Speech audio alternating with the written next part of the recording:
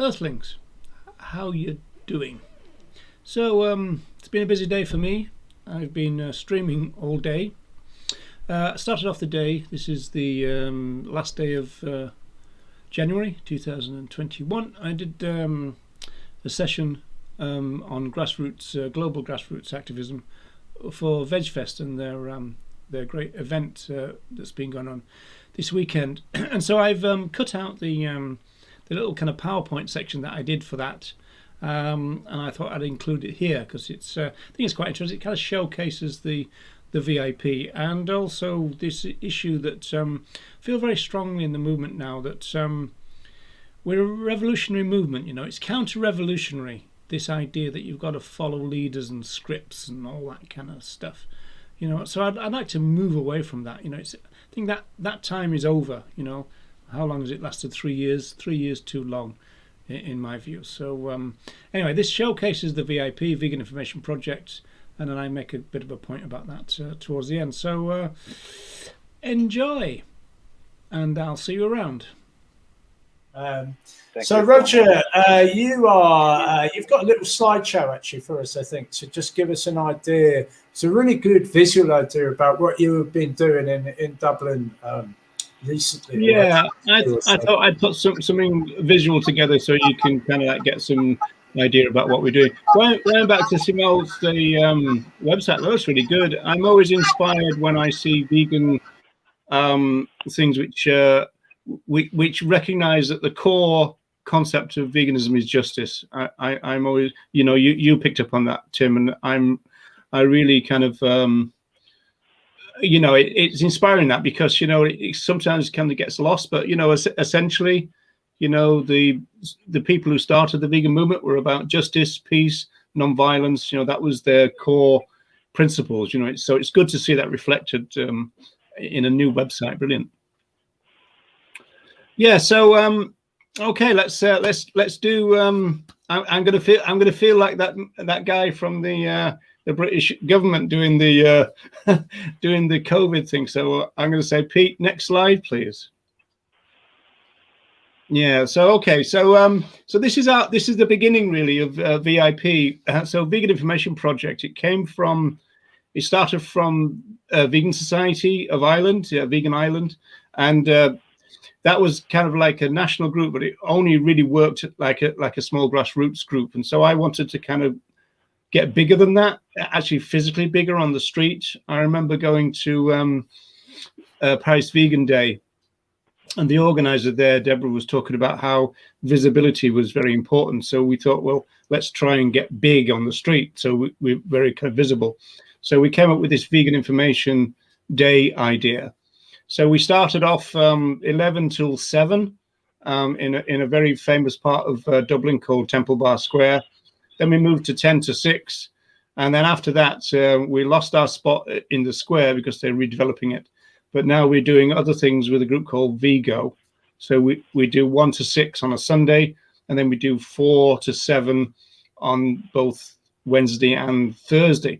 Thing is, of course, that obviously COVID is kind of shutting that down a little bit, but we'll see.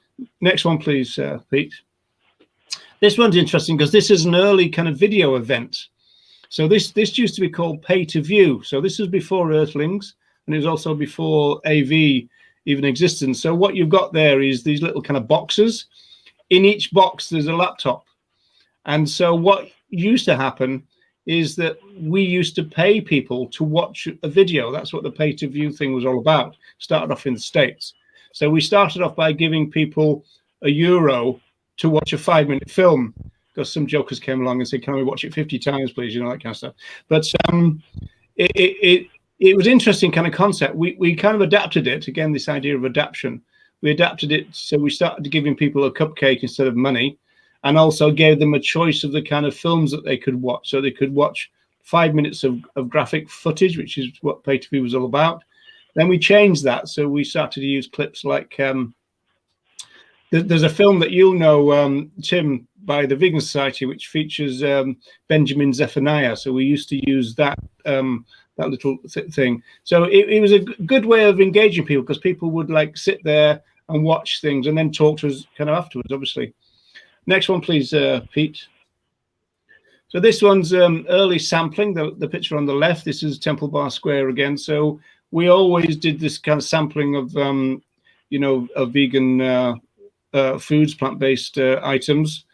To the right there, that's me being filmed for a student documentary, which was going on in Europe. Next one, please, Pete.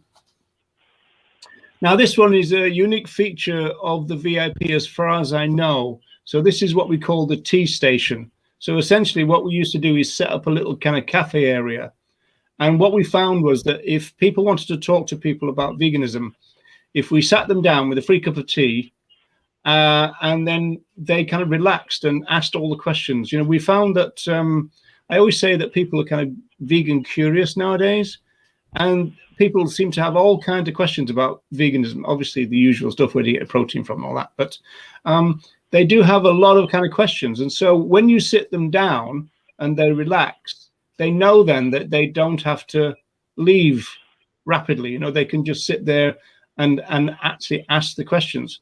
So we've actually had a couple of activists who started by sitting down with us at the tea station and just talking all things vegan with a volunteer. And the bottom picture there is another film crew. That's a place called Dunleary, where the ferries used to go from. And people who have seen Carnage might recognize the top picture. That's Simon Amstel, the comedian, sat at our tea station for a couple of hours because he was just bringing in vegan aspects into his set at the time. So he wanted to get a bit of information. So that's a tea station. If anybody's got the chance of ever doing that kind of idea or trying it out, summer months obviously is the key to it, if you don't have gazebos and tents and stuff. But if you do try to do that, it really, really works, because people do sit down and they ask us, you know, all about it. Next one, please, Pete. So this is just a quick thing about the fact that we, being based in Ireland, we have to have lights. So I think the top one was at Christmas time with all those fairy lights. But we have lights to cater for the thing, because we tend to do long events that go from the morning through to the evening, because it's a big setup. So it takes quite a while to put up and take down. So it's only worth it to be there for a while. Next, please. The one at the top there, or the left, that's Galway. So as I said, we're trying to burst out of Dublin a little bit. And the guy in the middle, Declan Bowens, he runs the Back into Daylight Animal Sanctuary. It's a vegan-run sanctuary, but he also runs a group called Vigo, Vegan Education on the Go. And that was set up precisely to do that. Develop the grassroots in Ireland. So he's trying to do that. You know, he gives equipment out, and he gives literature out to grassroots people all over the place, and tries to get people to do things outside of Dublin, because, you know, obviously everything's centered in the capital is not so good. The bottom picture is really just the 4 to 7 event that we've got for twice a week for 3 hours. So it's a much smaller thing than the Sunday one. I'll show you a picture of the Sunday one in a while. So we've been to Galway. We've also done, you know, Belfast, Kilkenny, Cork, Vegfest, Dublin Vegfest, all those kind of things. Next one, please. Okay, top right, left. That's when we did a stall at a Maccabee concert. You know Maccabee well, Tim, obviously, and see how tall the guy is. Is really incredible. The woman to his right is Bernie Wright. She's been a vegan since the 1980s, and she runs a FAR, Alliance for Animal Rights. The bottom one is a talk that we did at a college, and then the two ones at the right. This is from the VIP mini course. We did a mini course on social movements, so it was a weekly thing. Started off on World Vegan Day, or World Vegan Month, really, in 2013, and went right through into 2014 on a weekly kind of basis through the winter months. So that was quite good, in the sense that I always feel that if activists get some sociological understanding of social movements, it actually helps them. And so this was a pretty good course. We thought we had guest speakers from all over the place. It was early days of Skype, but it kind of worked. Okay, next one, please, Pete.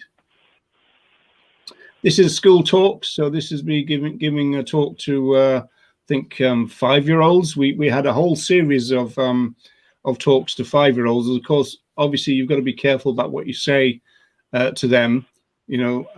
But these were quite interesting. We used to have like a game, you know, where the kids would guess the other animals and stuff. And once they guessed them, they would come to the front and hold up a picture of the other animal that they'd guessed, and then we would then start to move them around. So it would go from a game, and then we'd start saying, well, which ones of these do we eat, and which ones of these are pets, you know, which ones of these are wildlife, that kind of stuff. And then we'd start to move them around and say, well, can't we put this one into this category? And they go, oh no, we don't eat that one. And then you could talk about, you know, how different cultures would do that kind of stuff. Really get some kind of thinking. So those were quite successful, I think. Next one, please, Pete. This is chalktivism, or you know, the chalking thing, and the international thing that is going on now was inspired by what we did in Dublin, which was quite nice. So we started doing that again. I think this is like 2013, and so we take over a pavement. And the good thing about that, of course, is it washes off. So the police or the guards in Ireland, they don't seem to care too much about chalking, but obviously if you do it on a building, that's another matter. Next one, please, Pete. The one at the top, that's Earthlings. So as I said, the Earthlings experience have got a Dublin branch, and they do all that kind of experimentation. You can see there's some people there without masks, some people with them, and then the chalking bit at the front. We kind of found that the chalking didn't quite work in the front in the end, because it kind of kept people away from us, whereas obviously you wanted people to come up to be able to see the screens. And what we did there was experiment with the actual content of the films that we'd show. So some of them were the usual kind of graphic stuff, but we also made a film of animal use in Ireland, which was a mixture of, well, it was just general standard stuff. But then also you would show some maybe just positive images of other animals. So that was pretty good.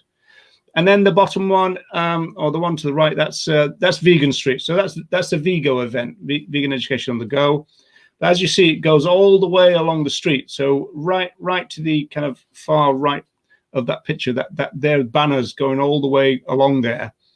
And that's not even the start of it. And also to the right of that, there are the bank pillars, and they're covered with posters as well. So we call it Vegan Street, or sometimes we call it the Vegan Tunnel of Love, because you kind of, if you walk through there, you can't miss it. You know, it's a really visible thing.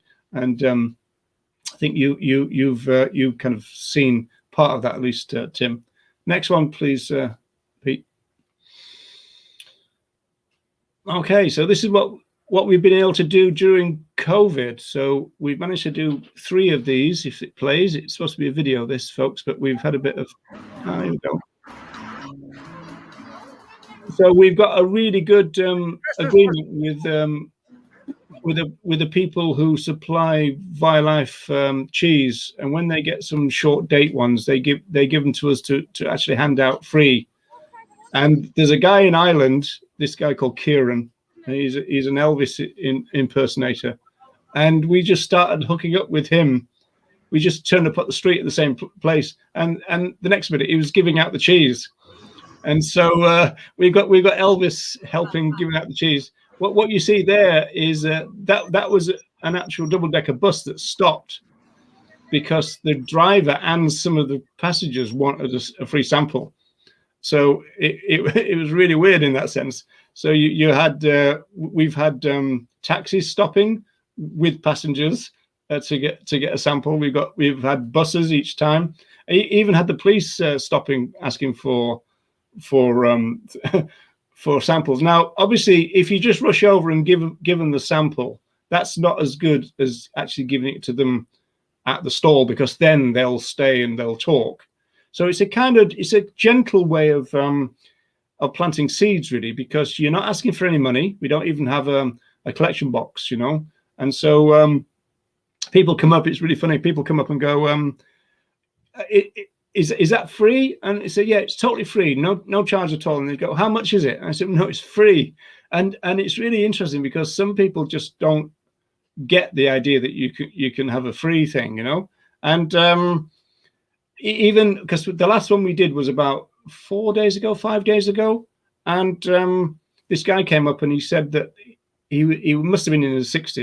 He said it's the first time he's ever been offered anything free in his entire life. So, well, in that case, you better take two, you know. So he took two chunks of cheese, but it is a good way of doing it. Going back to what you're saying about Veganuary, Tim, a lot of people were talking about Veganuary when they come to get the cheese. So, oh yeah, I'm trying to cut down, and oh yeah, I'm trying to do that Veganuary thing and this kind of stuff, and oh, I've seen it on the TV.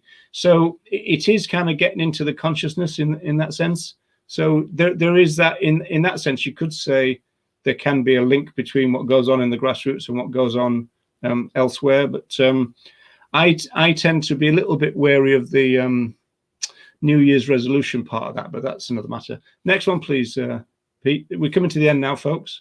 So we get some celebrities in Dublin, as you can see, and so this was before the very first Dublin Vegfest, Tim, if you remember.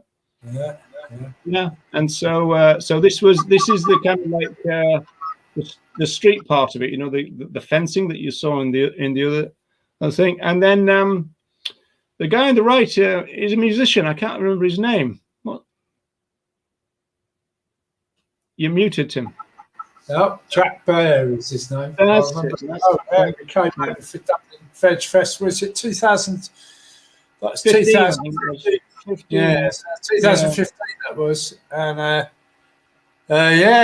so Jack came over. We did a gig. We were doing a grassroots fundraiser. We raised, I think, about £4,000 or £5,000 for grassroots. We had Pig Freud as well, which was doing his thing. And it's very successful. It's a very good format, that, and I think you're right, Roger, about just planting seeds. You know, just getting out there and planting seeds. You never know. And I mean, Tom Reagan pointed about that. You know, he had a famous quote that I will completely misparaphrase, but about, you know, animal rights is complex. It takes time to establish the truth. And the way I've always understood that is it doesn't take time to establish the truth. Animal rights is the truth, but it takes time to establish that with people. People don't just automatically go, oh, you know, yeah, I never thought of that. Yeah, you're absolutely right. Goodness me, yeah. You mean in relation to sinking in, you mean, don't you? That's what you mean, isn't it? Yeah, and it is a conversation we just got to keep having. And I think we, as activists, you know, we just basically, I would say, look, being consistent is important, but being kind and supportive, I would say, is more important. You know, I think you can promote plant-based diets, and we just encourage people to take one little tiny step towards a plant-based lifestyle and maybe understanding veganism and ethical veganism. You know? Yeah, well, I mean, what I'd say about that is that I'd agree with that. So long as the definition and the understanding of those two things being separate is part of it, which obviously is with a lot of people. So that it works in that sense. Kind of say, okay, well, you know, you've tried plant-based diet for Veganuary, but how about veganism now? You know, that type of idea. You know. Yeah, I think we should always just look to fill in the gaps. I don't think we should expect too much from people or from the campaigns. We should look to see the benefits and then see where we can help maybe fill in some gaps and try and help grow those whole, you know, things. And I do think that we spend way too much time putting each other down.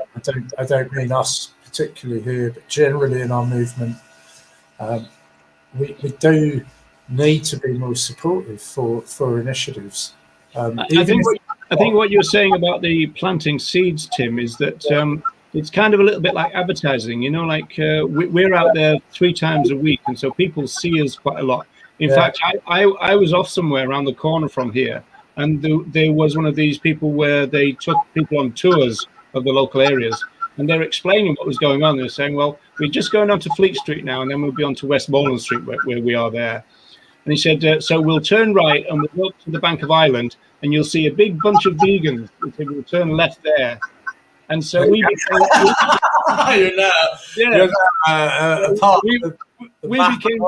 we became part of the tour, you know. So it's all about visibility, you know. And people come back to us and say, oh, you know, we came up to you 3 months ago. We're vegan now. We've had entire families going vegan, you know, because they can come back. And I tell you another thing that is really interesting is when they know that it's there week after week. Sometimes we noticed this back in 2013, the first time. This woman appeared, and she was wanting to come up to the gazebo, but she was too nervous, and so she scuttled off. And she came back the second week, and she was looking again.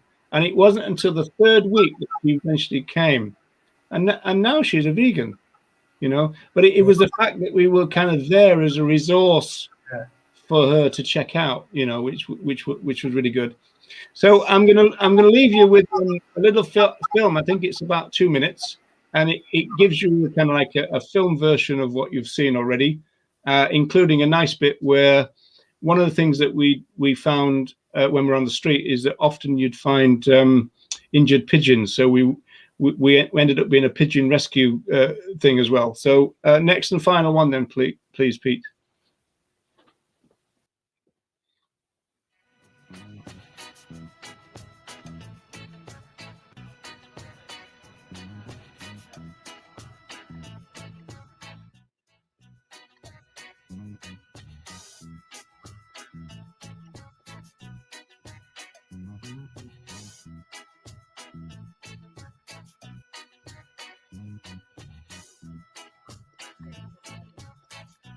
That's Declan from the Back into Daylight Sanctuary.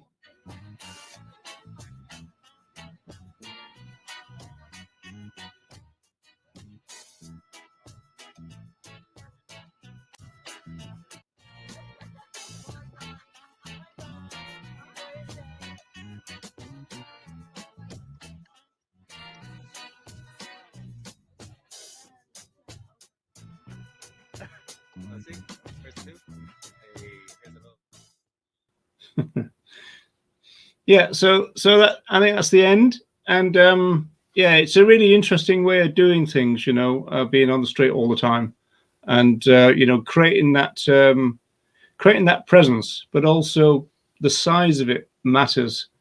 You know, they do say size matters, and it is true in terms of visibility. You know, visibility is the key, I think. Roger, just to wrap up, so we know you know, funding is a big issue for grassroots. Numbers, you know, bodies, foot soldiers, if you like, is always a big thing. So, what would you like to see particularly? Well, I think it's a mixture of things. There's a lot of psychology here, as I suggested before, in the sense that there is this thing about, well, we need to follow, or you know, you need to join a group, or you need to follow some model, this kind of stuff. Or even now, you know, there are these kind of celebrity people that people seem to latch onto, and it's as though, well, I'm doing what I need to do by supporting them. Whereas really the strength of the grassroots would be to say to people, well, I could do that. So I would say to people, just try stuff, you know. So you don't have to follow a model. You don't have to be told what to do. You know, you don't have to. There isn't a particular way of doing it. There's not a script, and so just try stuff and be experimental. You know, if it doesn't work for you, I mean, it's going back to what you said, Tim, about lots of different things and lots of different people and lots of different skills. So there's no point in people trying to force themselves to do something they're not comfortable with. The best thing to do is look around and think, well, what can I do? You know, what can I do? And then even then come up with a new idea as well. Think, well, that's not been tried. Let's give a go at that. Put it out on social media, your local groups, and say, look, I'm going to try and do this. That's exactly how Declan Bowen started 6.5 years ago with Vigo. He said on Facebook, I'm gonna be outside the bank. Anybody want to be there? In the first week, there's nobody there. The second week, some woman from England apparently turned up. And then now there's this, I mean, it's probably, I always say geographically, it's probably the biggest grassroots event that happens on a weekly basis in the world now. It's absolutely huge, the place, you know, and so it's really, really good. But it was a basis of things developed. You know, he got himself a photocopier, he got himself this, and you know, scrimped and scraped. Luckily, he already had a van and this kind of stuff to move all the stuff around. So you just end up getting things that you need, but you don't need to follow a model, and you don't need to be told what to do by some leader. You know, think for yourself. You know, what do you want to do? What do you fancy? You know, what would be great for you to happen in your area? If it's not there, do it yourself. It's a DIY culture, you know. DIY culture, self-preservation society. Thank you, Roger. That's brilliant. Cigars for applause. We're going to wrap up now. We've been talking for an hour and a half or so. I hope you found this useful. I certainly have. There's been great resources, very, very inspiring. We're going to take this a bit further. We're going to develop this kind of global activist thing with our new project, which we're going to announce on February the 14th, same time as the new Vegfest Morocco, Vegfest, the Moroccan website, the vegan Moroccan website comes alive.